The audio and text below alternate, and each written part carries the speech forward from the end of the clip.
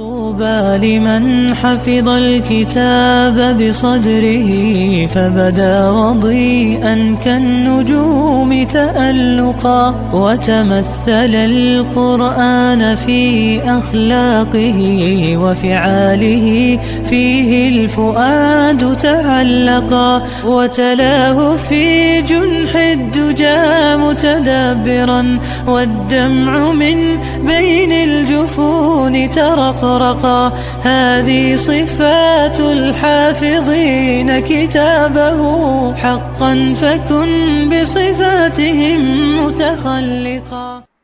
السلام علیکم ورحمۃ اللہ وبرکاتہ. بسم اللہ الرحمن الرحیم. الحمد للہ رب العالمین وأصلی وأسلم على رسوله الکریم. اما بعد رب اشرح لی صدری ویسر لی امری واحلل عقدۃ من لسانی یفقہ قولی. شروع کرتی ہوں اللہ کے نام سے جو بڑا مہربان نہایت رحم کرنے والا ہے. بإذن اللہ آج کے یہ 7ویں درس میں سورۃ الکافرون کی شرح اور ترجمہ سماعت فرمائیں گے. تو شروع کرتے ہیں. اعوذ باللہ من الشیطان الرجیم. بسم اللہ الرحمن الرحیم. قل یا ایہا الکافرون. کلمت قل میں یہاں حرف القاف ہے. قاف کی ادائیگی زبان کے جڑ اور تالو کے نرم حصے سے ہے. قاف حروف التفخیم میں سے بھی ہے تو ہم اسے بھاری آواز میں ادا کریں گے. پھر جو کہ لام پہ جزم ہے ہم لام کو جزم سے ادا کریں گے اور اسے ظاہر کریں گے. یا ایہا یہاں مد جائز منفصل ہے. مد جائز منفصل کا معنی ہے کہ حرف المد پہلے کلمہ کے آخری میں ہو اور اس کی وجہ جو کہ حمزہ ہے وہ دوسرے کلمہ کی شروعات میں آئے. مد جائز منفصل میں ہم اپنی آواز 2 سے 4 مد کے برابر لمبی کریں گے. پھر یہاں یا پہ جو کہ تشدید ہے 2 حرف کے برابر ہمیں یا کو پڑھنا ہے کیونکہ تشدید کی اصلیت 2 حرفیں ہوتی ہے. جیسا کہ یہاں حرف الیا ہے تو یہ 2 یا ہے، یا ساکن اور یا متحرک پیش سے. لہذا تشدید کا خاص دھیان دینا چاہیے کیونکہ اگر ہم اسے صحیح سے ادا نہیں کیے گویا کہ ایک حرف نہیں پڑھتے. یا ایہا. کلمت الکافرون یہاں لام القمریہ ہے تو ہم لام کو ظاہر کریں گے اور اسے جزم سے ادا کریں گے. یہاں حرف الرا ہے. را کا حکم ہے تفخیم کیونکہ اس پہ پیش ہے. ہم را کو بھاری آواز میں پڑھیں گے. الکافرون. قل یا ایہا الکافرون لا اعبد ما تعبدون. لا اعبد یہاں بھی مد جائز منفصل ہے. ہم اپنی آواز 2 سے 4 مد کے برابر لمبی کریں گے. کلمت اعبدو میں یہاں شروعات میں حمزہ قطع ہے. حمزہ کی ادائیگی حلق کے نیچے والے حصے سے ہے، ہم اسے ظاہر کریں گے. عین کی ادائیگی حلق کے درمیان والے حصے سے ہے تو ہم عین کو وہیں سے پڑھیں گے اور اسے ظاہر کریں گے. جو کہ آخر میں دال پہ پیش ہے، دھیان رہے ہم دال کو صرف پیش سے ادا کرتے ہیں، اپنی آواز لمبی نہیں کریں گے تاکہ مد واو نہ ظاہر ہو. اعبد ما.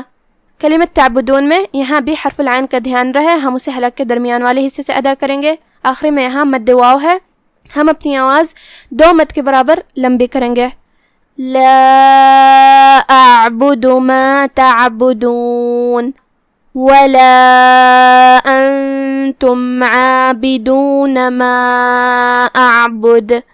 ولا انتم یہاں بھی مد جائز منفصل ہے، ہم اپنی آواز 2 سے 4 مد کے برابر لمبی کریں گے. کلمت انتم یہاں بھی شروعات میں حمزہ قطع ہے لہذا اس کا دھیان رہے. پھر حرف النون ہے، اس پہ جزم ہے اور اس کے بعد حرف التا ہے. یہاں حکم ہے اخفاء. اخفاء کا معنی ہے چھپا دینا. ہم نون ساکن کو چھپاتے ہوئے لیکن غنہ کے ساتھ یہ حکم کو ادا کریں گے. انتم جو کتاب پہ پیش ہے لہذا ہم تا کو پیش سے ادا کریں گے. آخری میں میم پہ جزم ہے، یہاں میم کا حکم ہے اظہار شفوی. ہم میم کو ظاہر کریں گے اور بغیر کوئی غنہ کے حکم کو ادا کریں گے.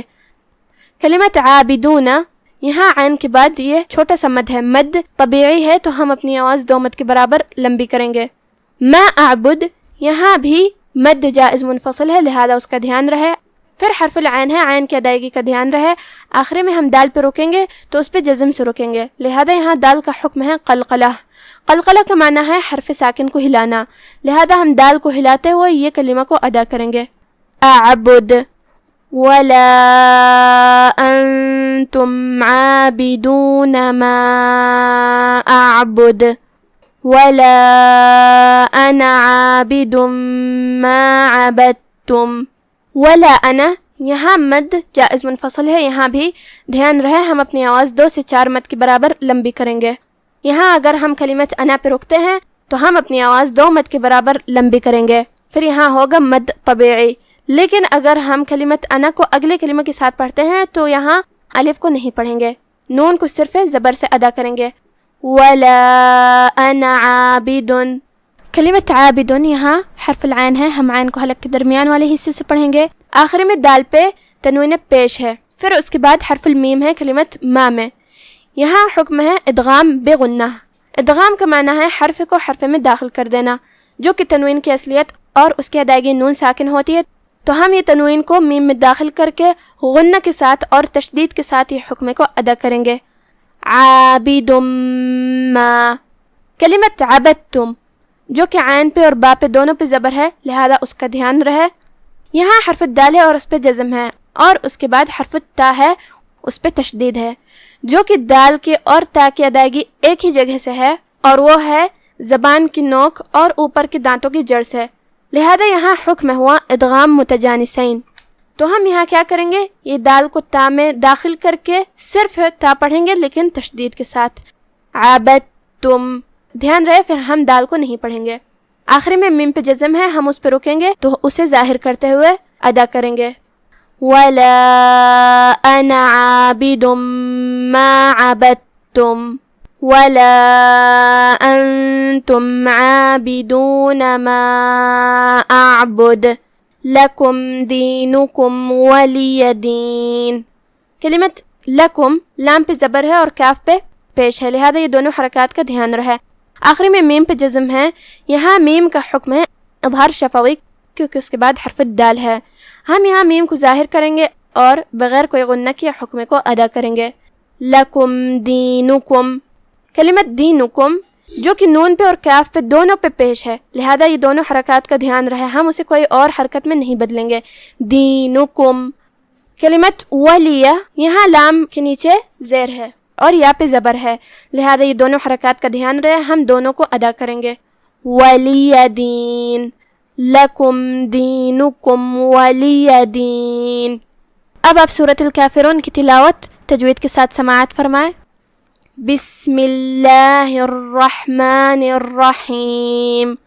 قل یا ایہا الکافرون لا اعبد ما تعبدون ولا انتم عابدون ما اعبد ولا انا عابد ما عبدتم ولا انتم عابدون ما اعبد لکم دینکم ولی دین.